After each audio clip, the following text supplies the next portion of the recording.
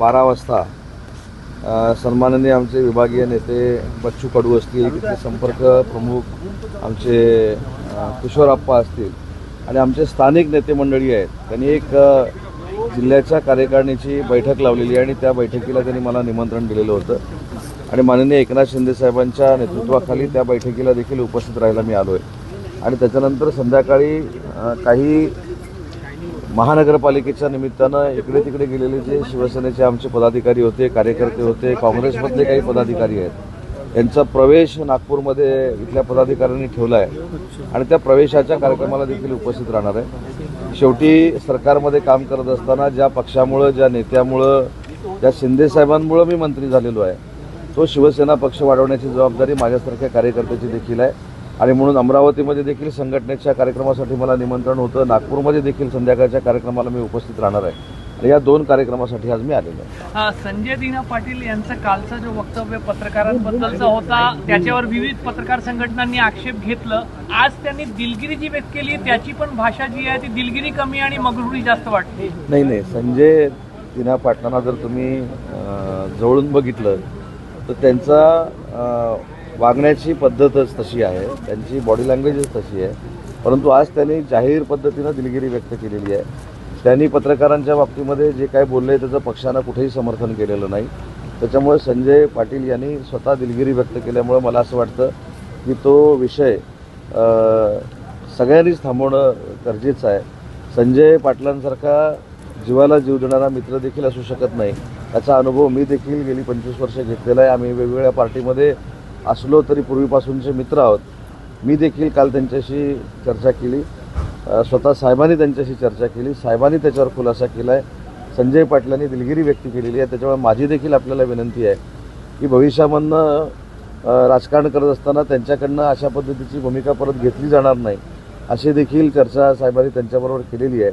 पण त्याच्यामधलं एकच महत्त्वाची गोष्ट की ज्या फेजमधनं आम्ही 4 वर्षापूर्वी गेलो, आम्ही 4.5 वर्षापूर्वी गेलो आणि त्या फेजमधनं जात असताना शिंदेसाहेबांचं नेतृत्व कुणीही स्वीकारलं की त्याला आई बहिणीवरनं शिव्या घालायचा, त्याला मर्डर करतो म्हणून सांगायचं, त्याचा कोतळा काढतो म्हणून सांगायचं, त्याला तुडवतो म्हणून सांगायचं। शेवटी आम्ही पक्षांतर करणं, आम्ही आमचा विचार बदलणं हा डॉक्टर बाबासाहेब आंबेडकरांच्या घटनेनं दिलेला आम्हाला अधिकार आहे।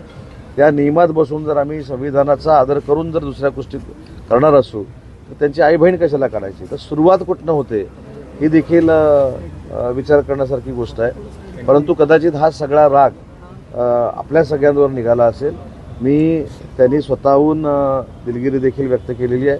आज ते आमच्या पक्षाचे खासदार आहेत आणि त्यांच्या वक्तव्यानं अनेकांची मनं दुखावलेली आहेत, पत्रकारांची, याची देखील मला कल्पना आहे आणि म्हणून त्यांचा स्वभाव तसा नाही आहे, ते अतिशय दिलदार मित्र आहेत, तरी देखील त्यांच्या बोलण्यानं जर कोण दुखावला असेल तर मी माझ्या वतीनं देखील दिलगिरी व्यक्त करतो। ऑपरेशन टायगर पुन्हा आमदारांच्या बाबतीत एक ऑपरेशन टायगर 3.0 ची चर्चा व्हायला लागलेली आहे आणि काही आमदार या अनुषंगाने ठाकरे गटाचे एकनाथ शिंदे यांना भेटले अशी पण चर्चा होत आहे। Operation number 1, operation number 2, operation number 3 याच्यापेक्षा रोजच पक्षप्रवेश शिंदेसाहेबांच्या नेतृत्वाखाली मुंबईमध्ये होत आहे।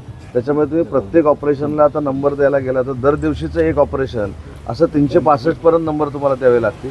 परंतु आमदारांचीच जर इच्छा असेल, महाविकास आघाडीच्या आमदारांचीच इच्छा असेल की आम्हाला एकनाथ शिंदे साहेबांचंच नेतृत्व स्वीकारायचं आहे, तर मग ते आम्ही का नाकारावं?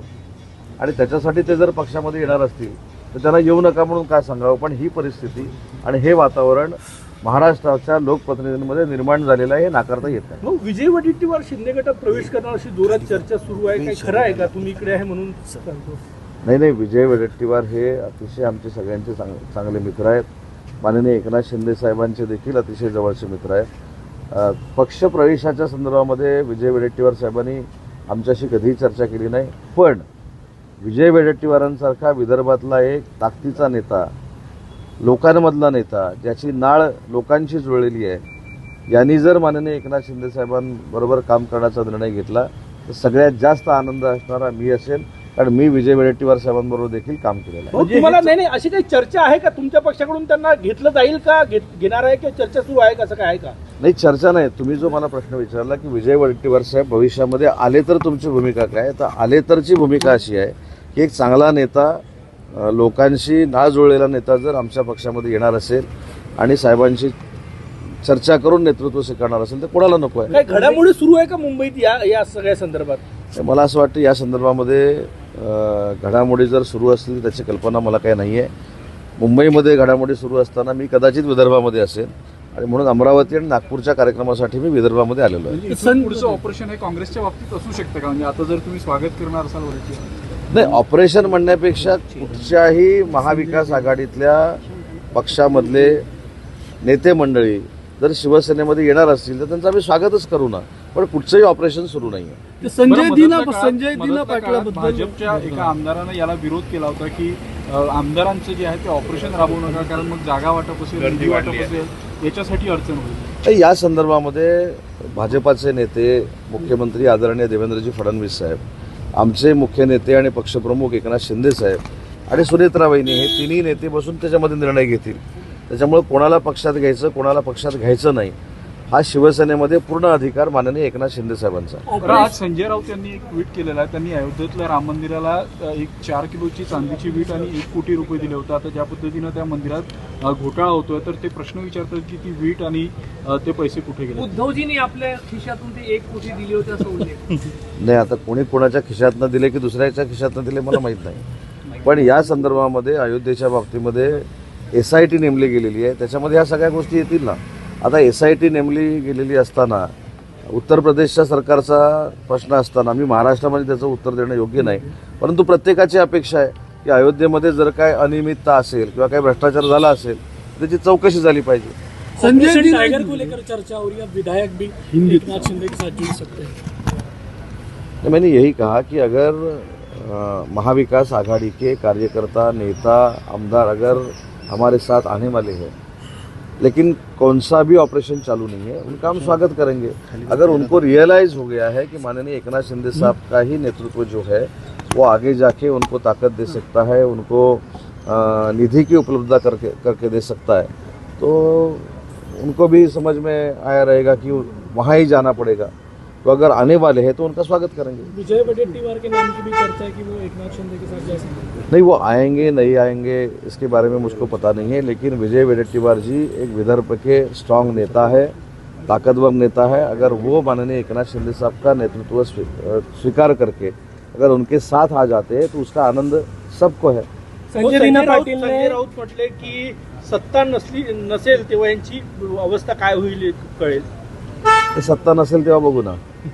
संजय दिना पाटलाबद्दल एक मी त्यांचा तो व्हिडिओ पूर्ण पाहिला. ते त्या संपूर्ण व्हिडिओ विनंती करत होते की मी तुमच्याशी पुरेसं बोललो आहे, आता नका विचारू मला, खूप झालं हे. तर त्यांनी हे सांगितलं की माझ्या आई वडील घरच्यांना नका आणू तुम्ही, मला काय विचारतात. तर काही इलेक्ट्रॉनिक मीडियावाले त्यांच्या घरी घुसले, घरात जाऊन त्यांचा रोष तोही होता. तर हा अतिरेक होतो असं वाटत नाही का मीडियाकडून? आता मी जर ते म्हणत होते की नका विचारू, नका अतिरेक विचारू. होतोय न होतोय ह्याच्यावर जर बोललो तर मी अडचणी देऊ शकतो. फक्त माझी विनंती अशी आहे, मगाशी संजय दिमा पाटलांच्या बाबतीमध्ये मी हेच सांगितलं की मित्र म्हणून अतिशय दिलदार संजय दिना पाटील आहेत. काही अडचणीमुळं, काही चिडल्यामुळं त्यांच्याकडनं काही शब्दप्रयोग झाले असतील, पण त्याबद्दल त्यांनी दिलगिरी व्यक्त केलेली आहे. त्याच्यामुळे मला देखील तमाम पत्रकारांना एक विनंती करायची आहे की तुम्ही देखील समजून घेतलं पाहिजे, तुम्ही देखील थोडा त्यांच्या मानसिकतेचा विचार केला पाहिजे. ती व्यक्ती तशी नाही आहे आणि त्यांनी माफी मागून दिलगिरी व्यक्त करून या सगळ्या प्रश्नाला पूर्णविराम दिलेला आहे. संजय राऊत असंही म्हटले की 50-50 कोटी रुपये देऊन तुम्ही तुमचा पक्ष वाढवला, तुम्ही काही संत महात्मा नाही. हे संत महात्मा कोणच नाही आहे, त्याच्यामुळं संत महात्माची उपमा देण्याची गरजच नाही. पण 50 कोटीचा आकडा 4.5 वर्षापूर्वीचा होता, तो व्याजासकट आता कदाचित वाढला असेल असं आम्हाला सगळ्यांना वाटलं होतं, पण 4 वर्षानंतर देखील तो तेवढाच आकडा आहे. पण हा सगळा फेक आहे. अशा बाबतीत कोणीही व्यवहार केलेले नाहीत. साहेबांच्या नेतृत्वावर, शिंदे साहेबांच्या नेतृत्वावर आकर्षित होऊनच या 6 खासदारांनी शिवसेनेमध्ये प्रवेश केला. सर, संजय दिना पाटिल ने वो जिस तरीके से सफाई दी, दिलगिरी भी व्यक्त की, उसके बाद भी उनकी भाषा को लेकर सवाल उठाए जा रहे हैं. नहीं, आप अगर उनको मिलोगे तो बचपन से ही वो ये उनका व्यक्तिमत्व ही ऐसा है, लेकिन वो बहुत दिलदार एक दोस्त है और उन्होंने अभी दिलगिरी व्यक्त की है आगे जाके ऐसा नहीं होगा, ये भी उन्होंने बयान दिया है।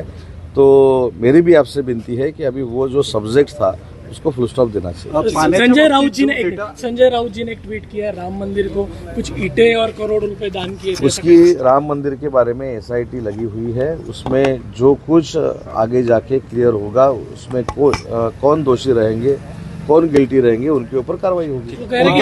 उद्धव ठाकरे आज पाण्याच्या बाबतीत डेटा सेंटर सुरू करतात, त्याला सुधीर मुनगंटीवारांनी विरोध केलेला आहे। इतर देशांमध्ये जेव्हा असे प्रयोग झाले ते अयशस्वी ठरला तर त्यांचं म्हणणं 2023च्या कायद्याप्रमाणे जर आम्ही डेटा सेंटर करायला गेलो तर सुधीर भाऊंच्या मनातली शंका ही योग्य आहे, परंतु 2024ला जी ग्रीन डेटा सेंटर पॉलिसी आली त्याच्यामध्ये ह्या सगळ्या गोष्टी इन्क्लूड केलेल्या आहेत आणि MMR रिजनमध्ये होणारा डेटा सेंटरचा जो काही प्रकल्प आहे तो 100% सांडपाण्याचं तरसरी करून तरसरी प्लांट लावून तेच पाणी डेटा सेंटरला वापरावं अशासाठी ॲमेझॉनसारखी कंपनी असेल, त्याच्यानंतर ब्लॅकस्टोनसारखी कंपनी असेल, हे 2-2 हजार कोटी रुपये खर्च करायला तयार आहेत। तरी देखील या सगळ्या शंका कोणाच्याही मनात राहू नये यासाठी अनिल काकोडकरांच्या नेतृत्वाखाली समिती स्थापन करण्याचा निर्णय आम्ही घेतलेला आहे आणि या समितीचं अध्यक्षपद अनिल काकोडकर साहेबांनी स्वीकारावं अशी त्यांना आम्ही विनंती करणार उद्धव ठाकरे आज बागी सांसदों के इलाकों का दौरा करते हैं, इस दौरे को कैसे देखते हैं आप? इसलिए उनको शुभकामनाएं हैं मेरी। पश्चिम काँग्रेसमधून आहे का तुमचं? हे मगाशी याचं मी उत्तर दिलं। महाविकास आघाडीचे अनेक कार्यकर्ते, अनेक नेते, अनेक आमदार असतील, त्याच्यामध्ये अजून कोण असतील, यांना 100% माननीय एकनाथ शिंदे साहेबांच्या कार्यप्रणालीवर जर विश्वास असेल तर ते स्वतःहून येत आहेत।